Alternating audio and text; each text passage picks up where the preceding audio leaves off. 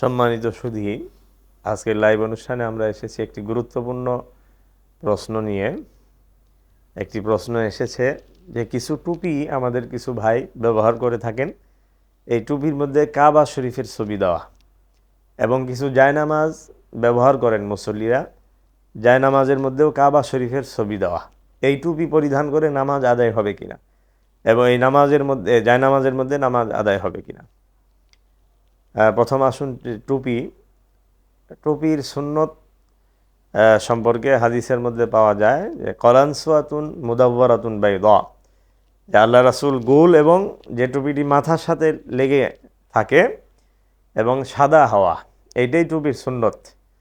এছাড়া বিভিন্ন অন্য কালার হইলেও কোনো অসুবিধা নাই, মুবাহ জায়েজ আছে। তবে সুন্নত হলো সাদা হওয়া এবং মাথার সাথে লেগে থাকা, গোল হওয়া, এটাই টুপির সুন্নত। সাদা সিধা হওয়া, একেবারে চাকচিক্যময় না হওয়া। তো কাবা শরীফের ছবি থাকার কারণে আসলে টুপিটা নামাজ পড়া নিষিদ্ধ হয়ে যাবে এরকম বলার সুযোগ নেই। তবে এটা আদবের খেলাফ, উত্তমের খেলাফ, খেলাফে আওলা সর্বোচ্চ বলা যাবে। এটা নাজায়েজ বা হারাম বলার কোনো সুযোগ নেই। তো কাবা শরীফের ছবি সম্বলিত টুপি পরে কেউ যদি নামাজ আদায় করে, নামাজ হবে, নামাজের কোনো অসুবিধা নাই, নামাজের মধ্যে কোনো কারাহাতও নেই, মাকরু হবে না।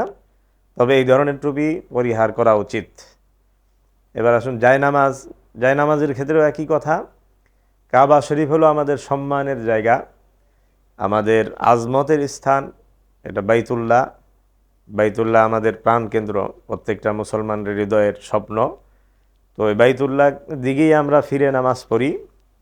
আর মুসলমান কোনো বস্তু, কোনো স্থানের পূজা করে না, একমাত্র আল্লাহ তাআলার ইবাদত করে, আল্লাহ তাআলার নিরাকার।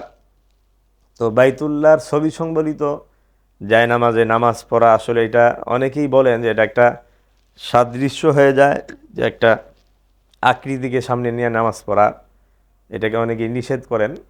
তো আমরা এটা সর্বোচ্চ মাসালাগত অবস্থান থেকে বলতে পারি, বাইতুল্লাহর ছবি সম্বলিত, কাবা শরীফের ছবি সম্বলিত জায়নামাজে নামাজ পড়লে নামাজ হবে, নামাজের কোনো ক্ষতি হবে না। তবে এই ধরনের জায়নামাজ ব্যবহার করা উচিত নয়, এটা খেলাফে আওলা, উত্তমের খেলাফ। যেহেতু কাবা শরীফ একটা আদবের বিষয়, এখানে পা লেগে যেতে পারে, সেই দৃষ্টিকোণ থেকে এই ধরনের জায়নামাজ এবং এই ধরনের টুপি ব্যবহার না করাই বাঞ্ছনীয়। আল্লাহ পাক আমাদের আমল করার তৌফিক দান করেন, আমিন।